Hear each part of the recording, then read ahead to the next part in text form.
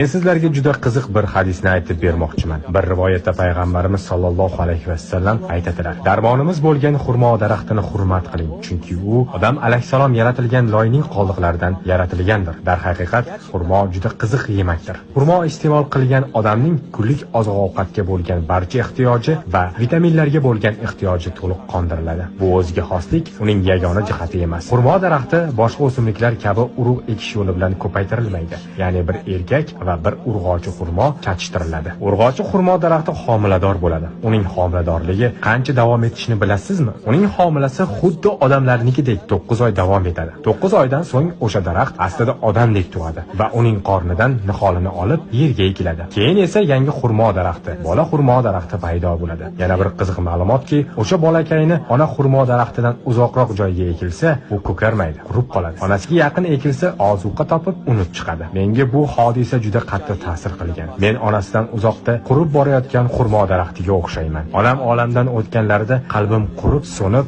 rang yo'qolganini his qildim. Agar onalaringiz tirik bo'lsa, ularni qadrlang. Jannat onalarimiz oyog'i ostidadir. O'sha jannat qo'limizdan sirg'alib tushmasdan oldin onalarimiz oyog'i ostidan jannatga kirishning yo'lini topishimiz kerak. Bu videoni yaqinlaringizga yuborib qo'ying. Ular ham onalarini rozi qilib, jannatda birgalikda ko'rishish nasib etsin.